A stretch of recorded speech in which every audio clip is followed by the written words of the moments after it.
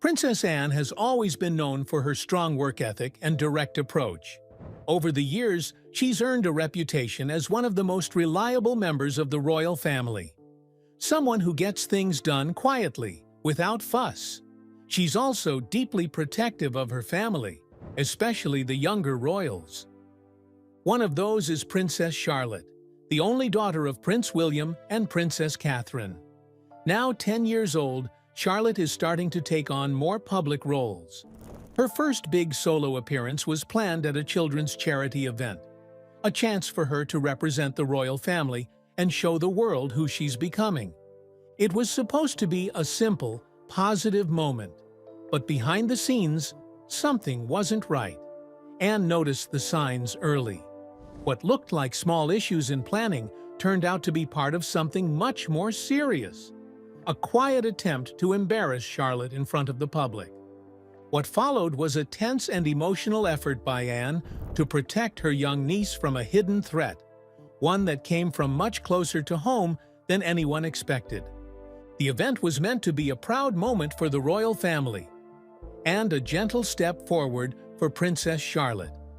A small children's charity in London had been chosen as the setting for her first solo public appearance. It wasn't a large event, just a few families, some volunteers, and a chance for Charlotte to speak briefly and hand out flowers. Simple and well-planned. The goal was to ease her into royal duties without overwhelming her. At 10 years old, Charlotte was still growing into her role, but she had shown confidence and charm in earlier family events. She had been practicing her short speech for weeks, carefully choosing what to wear, and asking questions about the children she would meet. Everyone around her could see how excited and proud she was. To the public, this was just another minor appearance. But inside the palace, it was a moment of transition, one that would mark the beginning of Charlotte's path as a working royal. Her parents were away on an overseas trip at the time, trusting that everything was in place. Princess Anne had agreed to attend as a senior family member and to support Charlotte throughout the event. At first, there was no reason to expect anything unusual, but as the date approached, Anne started to notice that something felt off. Staff were tense. Small changes to the schedule were explained poorly or not at all. People became quiet when she walked into rooms. Most would have ignored these details, but Anne had seen enough over the years to know when something wasn't right. She didn't want to raise alarm, but she also couldn't shake the feeling that this event, so simple on the surface, had been tampered with. And if she was right, then Princess Charlotte was walking straight into a situation that could hurt her, not just in the moment, but for years to come. Princess Anne knew the difference between normal pre-event nerves and something more serious. Over the years, she had seen many royal events from the inside, some smooth, others chaotic. But this felt different. It started with small things. A few staff members avoided eye contact. Meetings about the event kept changing times, or were canceled without notice. When Anne asked simple questions about the schedule or the guest list, she was given vague answers or told someone else was handling it. The more she asked, the more resistance she met. At first, she thought it might be disorganization, but then she overheard two event coordinators talking in a hallway. They mentioned Charlotte and said, "She won't forget this day." On the surface, it could have meant anything, but the tone was wrong. Too sharp, too knowing. Anne didn't confront them. Instead, she kept listening and started paying closer attention. She reviewed the planning documents again, comparing them to earlier versions. She noticed changes to the timing, the list of photographers, even the placement of equipment. When she brought up these differences, the answers she got didn't make sense. Anne began to feel a deep concern. Something had been put in motion, and it involved her young niece. If her instincts were right, Charlotte was about to be put in a position where even a small mistake could be turned into a public failure. She didn't have all the facts yet, but she had seen enough to start asking the right questions, quietly and without drawing attention. If there was something wrong with this event, She would find out.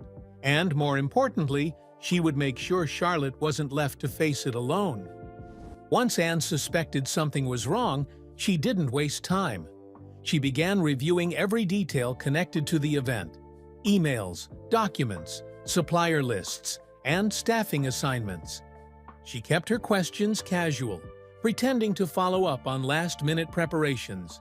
But in truth, she was conducting a quiet investigation. The more she looked, the more troubling details she found. The dress Charlotte had chosen, simple and elegant, had been altered. It was now several inches too long, enough to cause her to trip on stage if she wasn't careful. The bouquets she was meant to hand out were unusually large and heavy, not the lightweight arrangements usually prepared for children. Even the microphone settings had been changed to a level that would distort her soft voice. None of these things, on their own, would seem suspicious, but together they formed a pattern. It looked like someone was trying to make Charlotte fail. Not dramatically, but just enough to create an awkward or embarrassing moment. Anne then turned her attention to the speech. It had been written weeks earlier by a team of palace aides and approved by Charlotte's parents. But a new version had been uploaded to the event folder, one no one had flagged. When Anne read it, she was shocked. The wording was far more complex, with phrases and vocabulary well beyond what a 10-year-old would normally use. It wasn't just harder, it was designed to make her stumble. The most alarming discovery came when Anne accessed media briefing notes for the event. Instructions had been sent to a select group of photographers, telling them what angles to shoot, which expressions to focus on, and how to position themselves for emotional impact. The goal wasn't to capture a successful royal debut. It was to catch a child looking overwhelmed, unsure, and out of her depth. Anne sat in silence after reading the files. The pieces fit too well to be coincidence. This wasn't carelessness or bad planning, it was deliberate. Someone had carefully crafted a situation that could damage a young girl's image, possibly for years to come. For Anne, the discovery wasn't just disturbing, it was personal. Charlotte wasn't just a royal, she was family. And Anne realized in that moment that someone close to the palace had gone too far. She would stop it, whatever it took. With every layer Anne uncovered, the situation became more serious. It was no longer about isolated mistakes. The event had been carefully engineered to put Charlotte at a disadvantage from the moment she arrived. Anne went back over each part of the plan, this time looking at it through a different lens. Not as a public event, but as a setup. The dress was the first sign. Charlotte had chosen it weeks earlier, a style she liked, approved by her parents. But somewhere along the way, it had been altered. The hemline was too long, making it hard for a child to walk up steps or across a stage without tripping. Anne quietly brought in a trusted palace seamstress to confirm what she saw. The changes were subtle, enough to avoid suspicion, but clear once you knew what to look for. The flowers were another issue. Instead of small, manageable bouquets, the arrangements ordered were bulky and heavy. They would look beautiful in photographs, but they were awkward for small hands. If Charlotte struggled to hold them or dropped one, it would appear ungraceful, especially with cameras waiting for any misstep. Then there was the microphone. Settings had been changed so that her voice would sound unusually soft and thin. On its own, it wouldn't ruin her speech, but it would make her seem unsure. A technician Anne trusted reviewed the equipment and confirmed her concerns. But the most damaging change was the speech itself.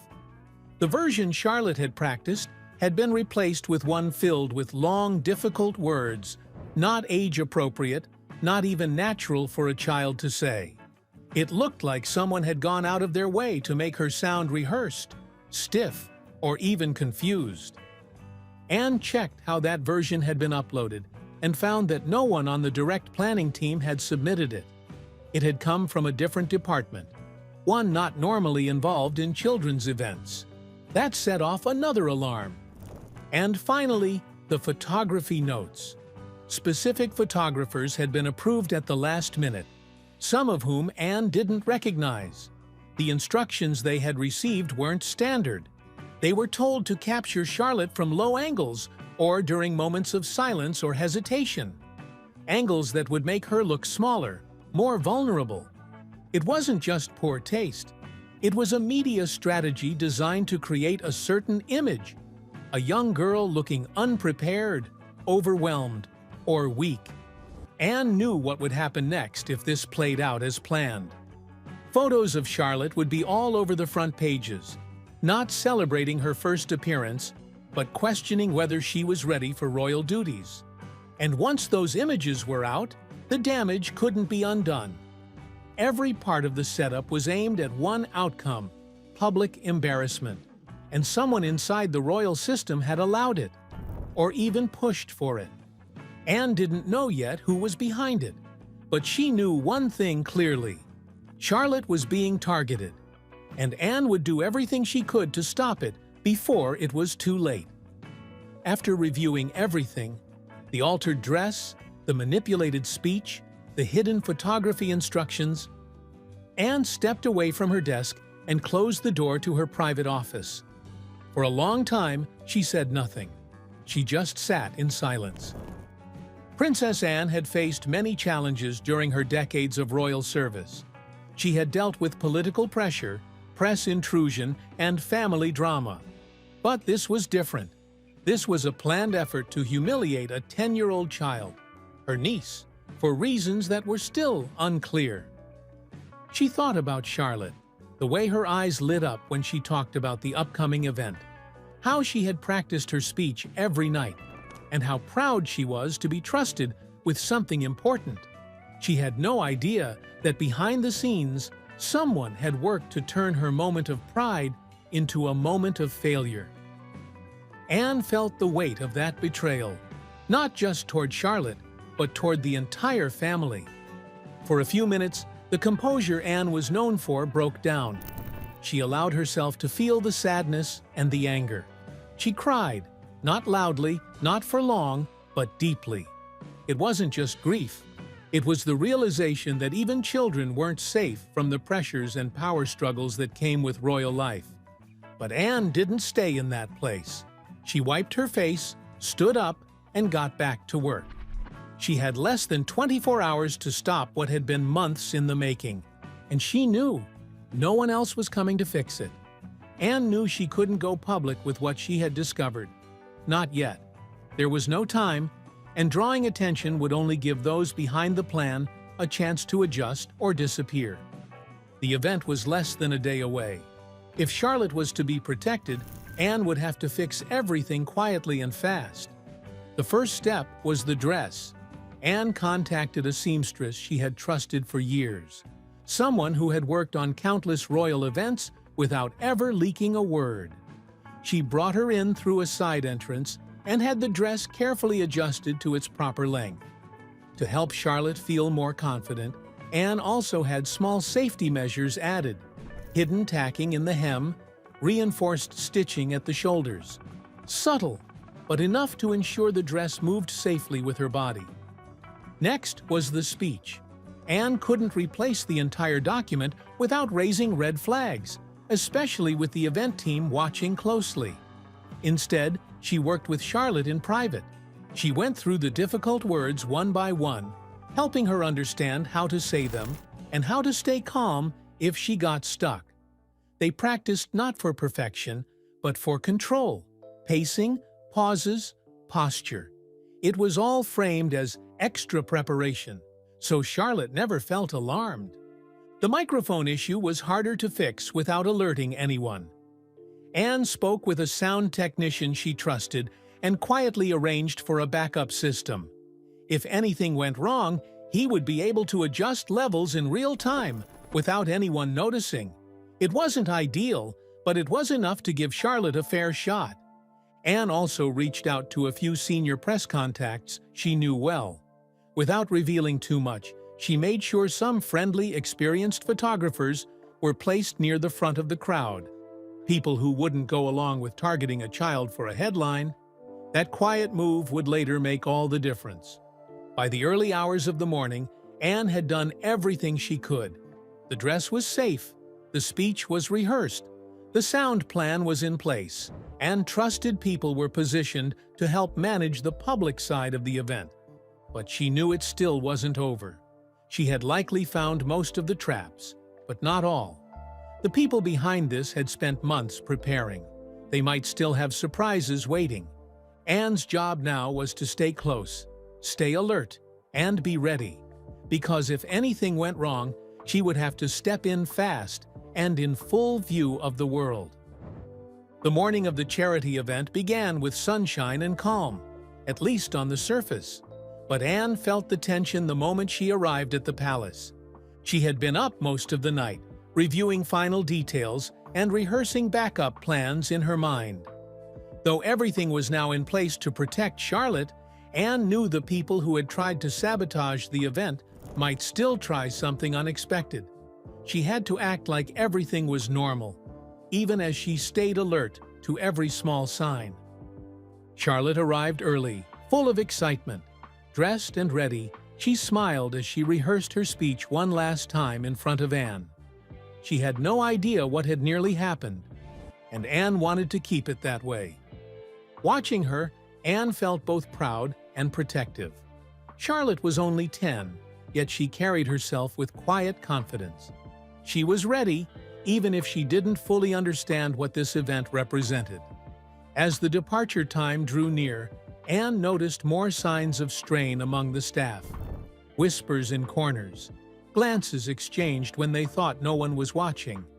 Some of the same people who had avoided her questions earlier now moved with careful, deliberate silence. She didn't confront anyone, not yet, but she made a mental note of who was acting nervous, who was staying close to the event files, and who seemed too eager to leave the room. Anne rode with Charlotte and her security team to the venue. On the surface, she kept things light, chatting about the children they would meet, the weather, and the speech. But inside, her thoughts were racing. She knew this wasn't just about a speech or a photo. This was about protecting a child from becoming a tool in someone else's agenda. The venue looked exactly as expected. On the surface, a well-decorated space filled with children, families, charity staff, and photographers. But Anne immediately noticed something had changed. The stage layout was different from the final plan. Lighting rigs had been repositioned, casting uneven shadows on the front steps. A few members of the media team were unfamiliar, and some of the approved photographers were missing, replaced by last-minute substitutes. It confirmed Anne's fear. Whoever had been behind the earlier sabotage had made final adjustments overnight. But Anne didn't show her concern. She stayed composed and moved through the venue with her usual calm, quietly noting every difference and who was responsible for each one. Charlotte, meanwhile, stepped out of the car with poise. She looked excited, a little nervous, but ready. Anne gave her a small nod, a silent way of saying, "You've got this," and walked beside her into the building. The first real test came quickly.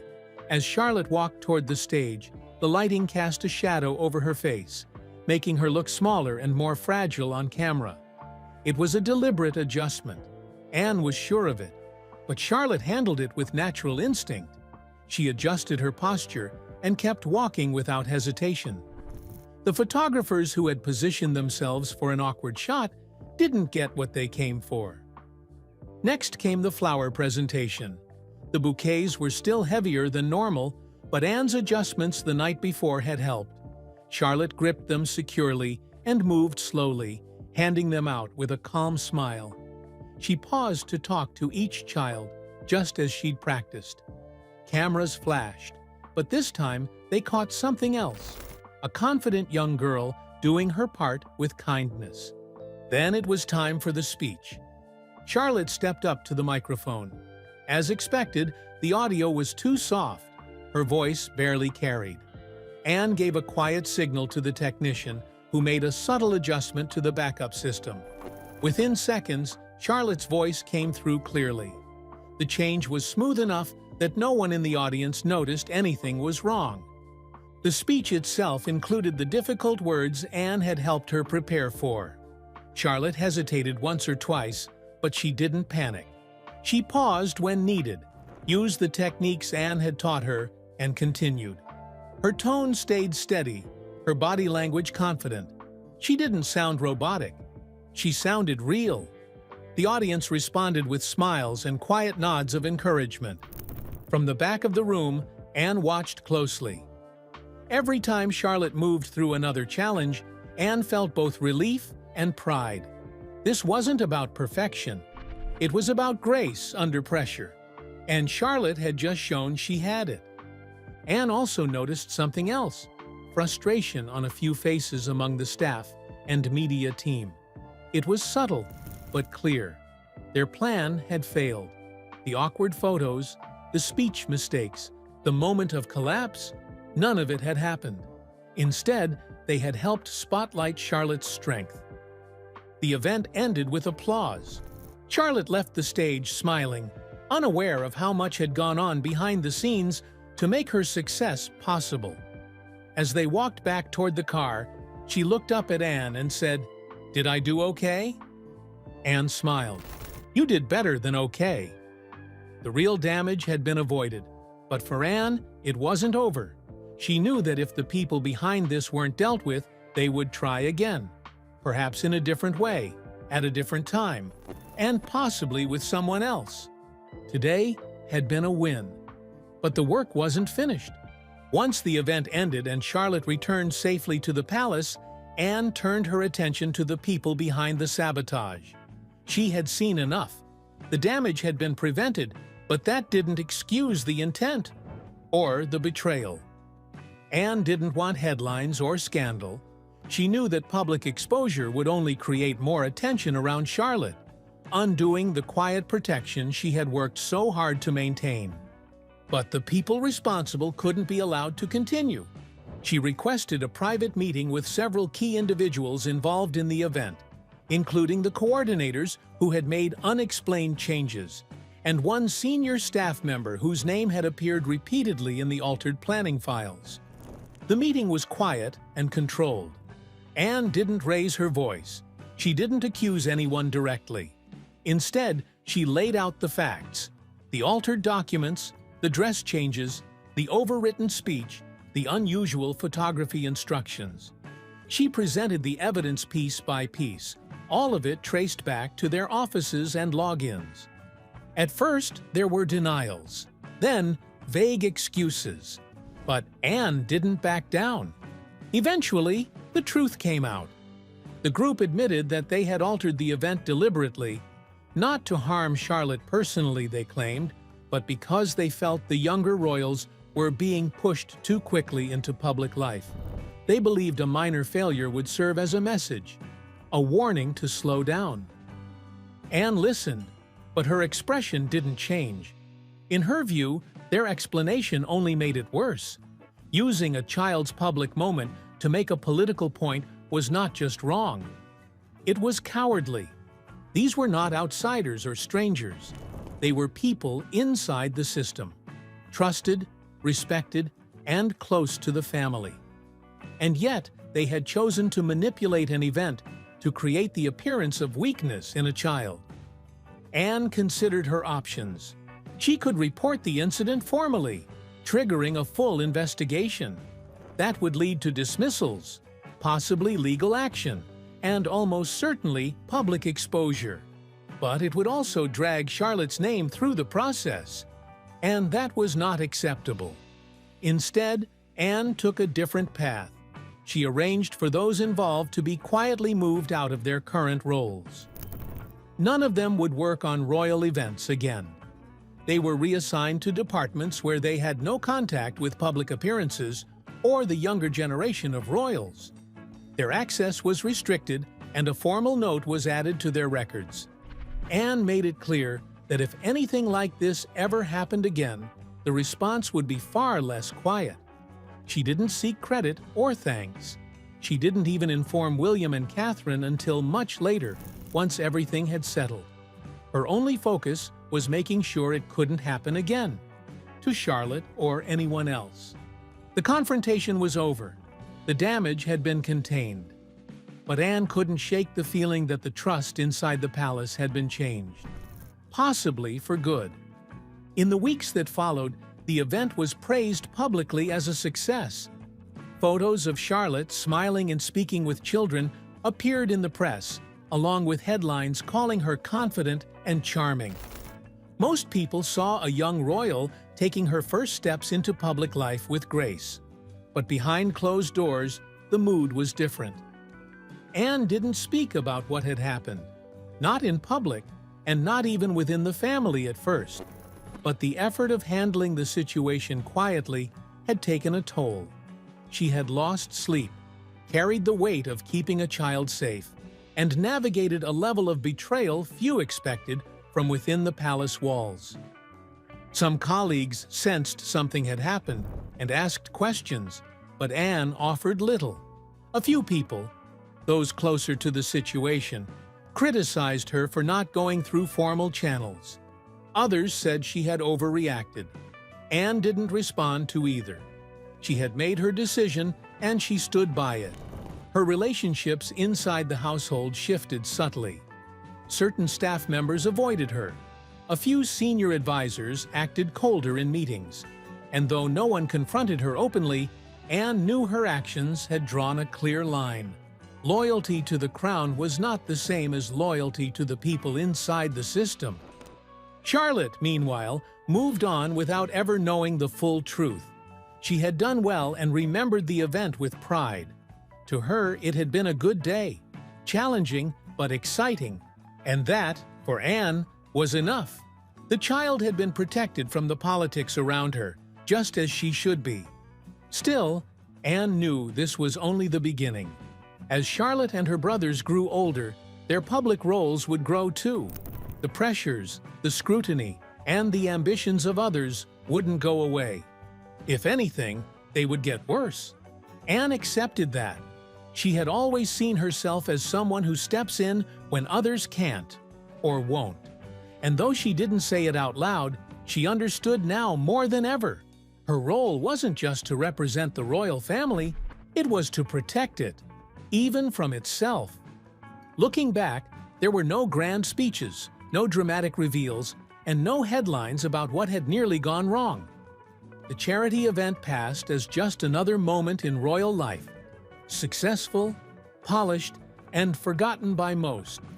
But behind that quiet success stood Princess Anne. She had seen the threat before anyone else. She had acted quickly without seeking approval or recognition. And she had done it all to protect a child who had no idea how close she came to being used as a pawn in someone else's plan. Anne's efforts didn't change the royal institution overnight. The system remained the same. Complex, political, and sometimes cold. But for one day, for one child, Anne had pushed all of that aside and chosen to act simply as a protector. Charlotte continued forward, stronger and more confident than ever. And Anne? She remained steady in the background, as she always had, watching, guiding, and stepping in when needed. There was no public thanks and no need for one. Anne hadn't acted for praise. She had done it because it was right. And sometimes, that's what quiet leadership looks like. Not in front of cameras, not with power or titles, but in the quiet decisions made behind closed doors. The kind that change everything without anyone ever knowing.